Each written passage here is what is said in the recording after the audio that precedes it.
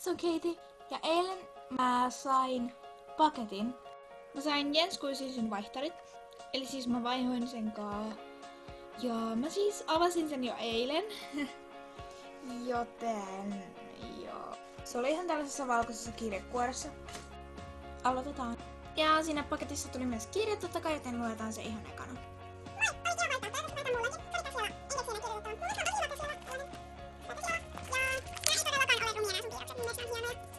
Kirjan takana lukee isolla LPS Random, sit siellä on tämmönen hieno sydän ja hymynaama. Ja tää pääsee mun seinälle, vaikka tossa on toi teksti, ei se haittaa. Mä laitan tän silti mun seinälle, koska tää on niin hienoja. Ekana extrat.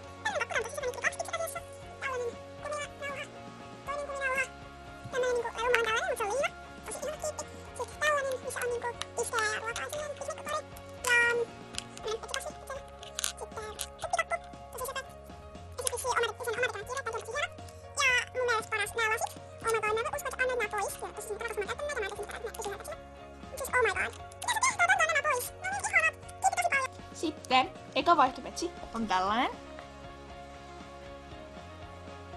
Korvista on vähän syöty, merkkejä takana. Sitten siinä on tällainen juttu ja reikä, mutta on tosi söpö silti. Tykkään. Siinä videossa ei näkynyt näitä merkkejä takana, koska siinä on joku filtteri, mutta ei ne mua nyt niin paljon haittaa. Sitten on tämmönen kissa, tälleen näkyy noita merkkejä, mitkä sillä on. Onneksi. Ja sit sillä on niinku tällaiset vähän purrukorvat. Mutta on tosi hyvä kuntoinen muuten, paitsi nämä korvat on purtu. Ja sit täällä on, nyt ei kunnolla kauheasti näe, mutta tässä kohtaa ja täällä ja toisellakin puolella niin on semmoista pinkkiä. Sitä ei huomaa kamerassa onneksi. Ja tää kyllä pääsee mun tulevaisuuden videoihin. Sitten siellä on reikä. Ja LPS. Toisellakin oli LPS ja reikä. Siinä oli tosi kiva vaihtaa sun kaa ja toivottavasti me vaihdetaan taas toisen kerran joskus. Lasit on vaan niin ihanat, mä en voi uskoa, että se on nyt nää pois.